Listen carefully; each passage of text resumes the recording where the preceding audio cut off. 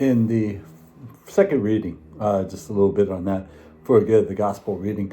One of the things about the Corinthian church is that they were coming up with distinctives. You know, I follow Paul, I follow Apollos, I follow Cephas, I follow Christ.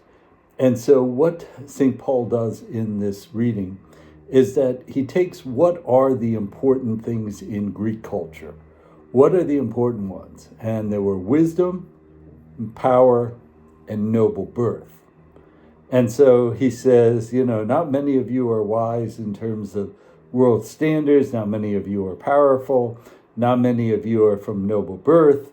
The one thing about the Corinthian church is that it was kind of unlike many of the other churches, which tended to be poor. It tended to have a little bit of mixture of economics within the church. So he says, not many of you, not none of you, but not many of you. But instead, what you're doing is that you're dividing over the leaders. So he says, if you want to boast, using that as a means of boasting, boast about Christ. Don't boast about yourself and, who you follow.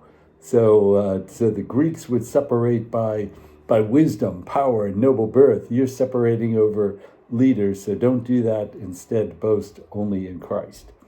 When we think about the gospel, we think about the Beatitudes. We think about those that are kind of countercultural, just like Paul's second reading, were kind of countercultural. And so you have the poor in spirit, those who see themselves as dependent upon God. Blessed are those. Instead, what we think about is that we think about self-reliance, that's, the something that's important today. That people boast about their self-reliance. Well, he says that you need to be poor in spirit to have that healthy dependence upon God. Also, we think about the blessed are those who are meek. Meek is something, it's not weakness, it's not being a doormat.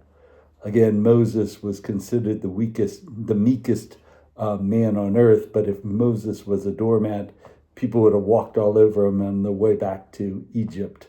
So think about that strength under control. Strength under control. Don't think about what the world thinks about, which is kind of a vengeance. Fallen human nature is prone to vengeance. If you do something to me, it's an eye for an eye and a tooth for a tooth plus. That's the way of the world. If you do something, if you disrespect me, then you're going to go under my vengeance. But again, strength under control, meek in spirit. Then those who are shown mercy, again, mercy is there. Again, that idea of being clean in heart. We think about those who are clean in heart, those who, we think about like Nathaniel in the Gospel of John. Nathaniel is called, the man with no guile, who's not a hypocrite, but yet how many people are one way in a certain circumstance, and then another circumstance, they feel like they have to be another way, and then in another circumstance, they need to feel like they need to be another way. So, in other words, clean in heart, that no guile, that no duplicity. Blessed are the peacemakers, so those who seek peace. But, when we think about the world, we think about war and division. We think about division, how much divisiveness present now in our culture, in our society. We think about wars, that those who are leaders will either use, if they're running low in terms of popularity, they'll pick on somebody who's a perceived enemy and they'll go after them, and all of a sudden their popularity will increase. Or they think about the fact that another country, a neighboring country, has resources that they want, so then they go after them. So think about that for blessed are the peacemakers. And then blessed are those who hunger and thirst, not for pleasure, not for power, not for riches, not for all those things, but righteousness, moral and ethical situations. Those who hunger for thirst for those that God calls blessed.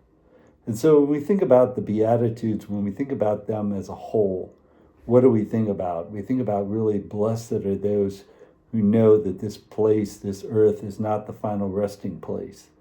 That certainly the earth is a wonderful place. It has family, it has friends, it has many things that give us that, in a way, that glimpse of what heaven will be like, that joy, that community, that love that we see on earth, we see even more accentuated in heaven. But in a way, the earth is fallen. So blessed are those who hunger and thirst for more than what this world has to offer. Thanks, and God bless.